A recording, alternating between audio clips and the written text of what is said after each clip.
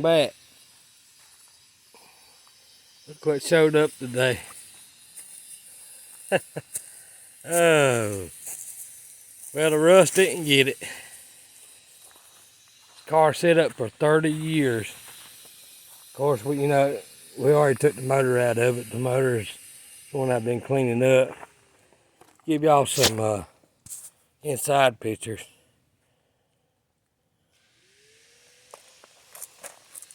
Of course, we took the back seat out and found the little birth certificate under the seat, which half of it was chewed up by rats.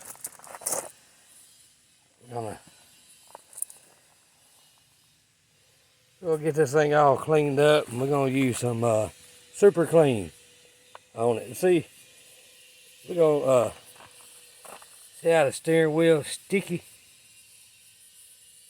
We're gonna really give super clean a truly test and see if we can get that sticky stuff off the steering wheel.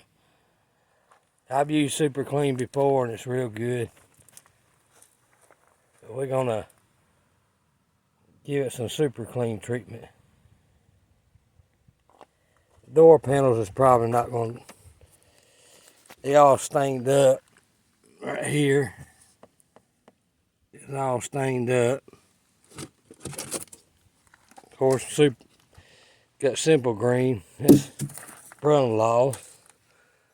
Left it in here. The dash and all got one little crack, two cracks in it I see. A little bit of crack there, so that's 3 little cracks in the dash. But you can tell,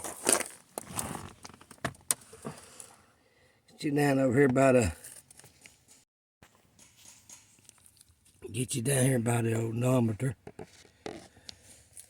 That is the actual mileage on this car. That is the actual mileage. Oh. The headliner looks good. It's sagging a little bit on this side, but these right here are pretty simple. I'll take it out. I got some material that I can change that out and fix it. No problem.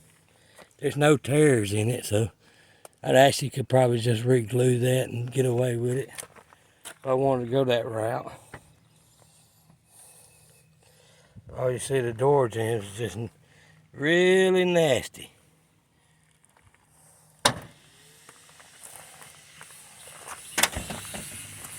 This is the engine bay.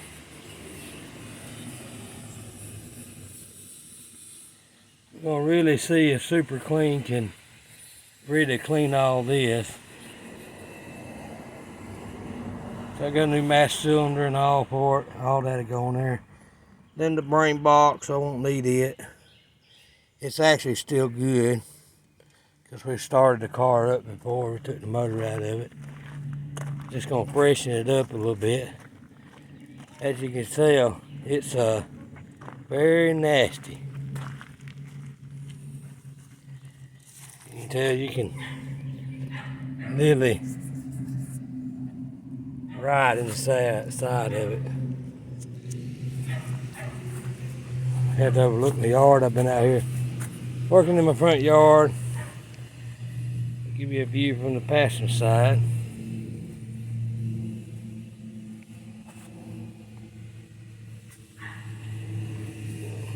Yeah, the door panels, I don't think they're gonna come clean. I'm probably gonna have to re-dye them. I might just take them off and do something else. I'm not building a show car out of it, by no means. Front seat's tore here on the passenger side and the driver's side.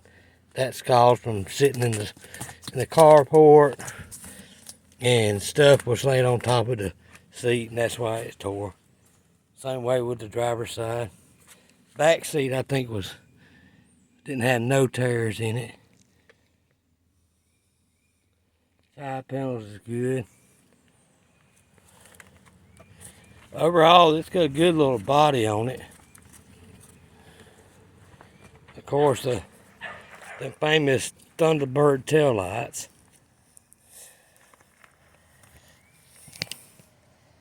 And we'll get down here to the tag.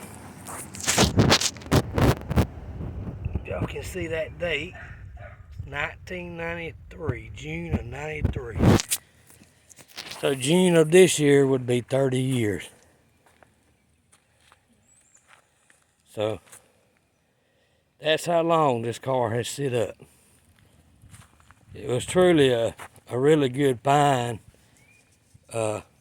If you like these cars are not very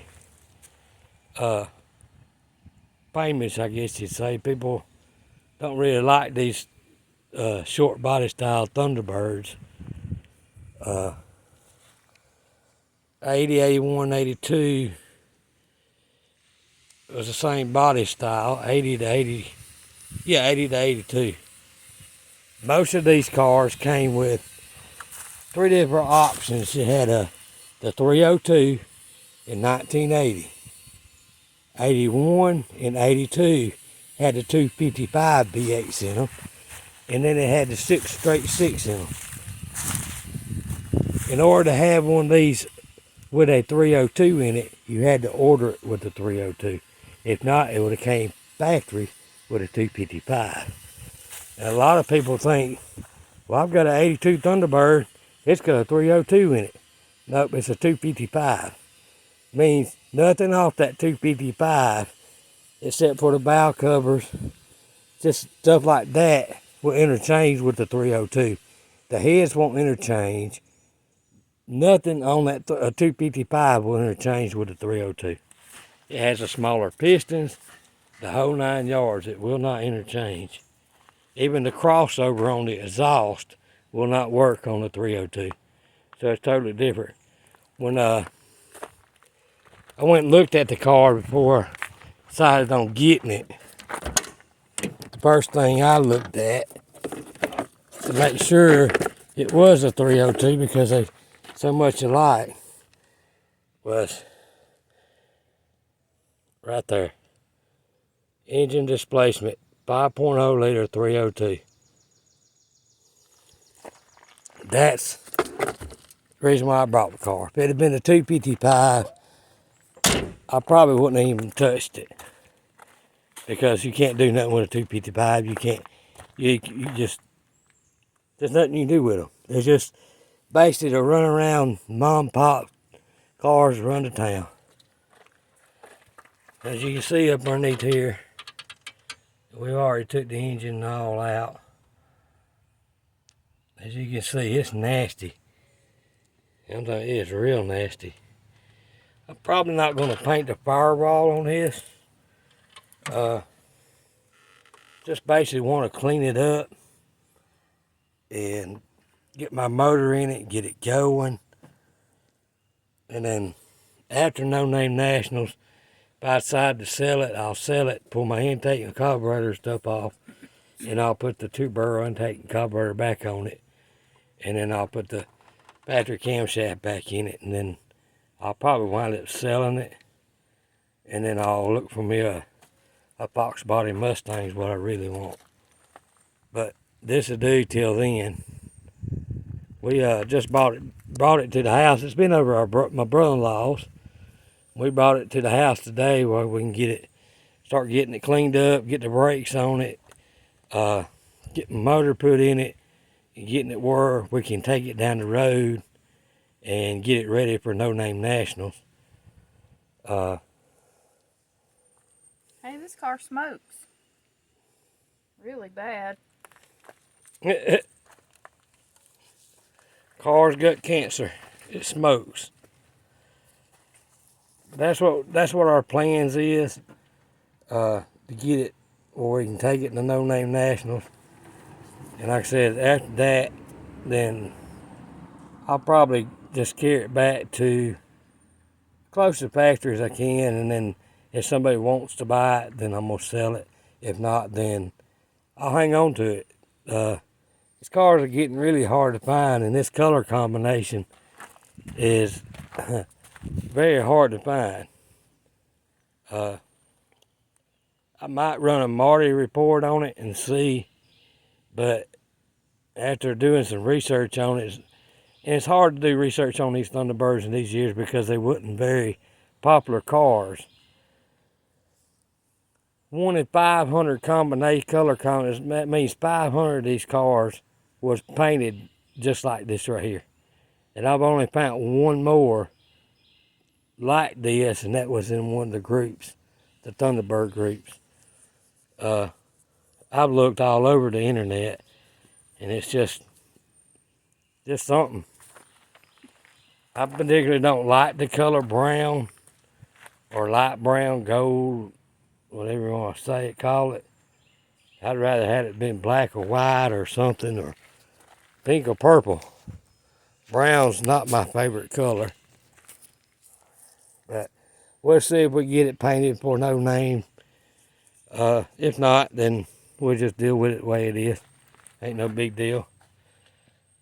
But you can tell it's pretty clean. It's pretty clean. Especially when we get through washing it and cleaning it up, it will be a pretty nice little car. Yeah, I don't care if it's a number matching car. I don't care about that. It ain't now. And I'm actually thinking about tubbing this back in. It's not made like the body on the back, it's not made like a Mustang that you can put wider wheels on it, as you can see. Let me get you down in there. I'm actually thinking about cutting this out and tubbing the back of it. So if I want to run wider tires, I can run some wider tires on it. But we'll see about that. I don't really not sure just yet, but I wonder what everybody thinks about that. yeah, drop in the Leave a comment on that. yeah, leave a comment in the section. See what y'all think. I know this is a Fox body. It's built off the platform of a Fox body. It also shares the I'm saying it wrong. The Crown Vic. Not Crown, is it Crown Vic? I'm not sure. Yeah, the Crown Vic platform. The back keys are not made like a Mustang. To me, if I go back to the 60s, it kind of looks like the fairlanes in the back of the body above the rear end. Because on a 66, 67, 68 Fairlane, you can only go so wide on them tires because of the wheel well. But that's where we at, and comment down below and tell us what you think.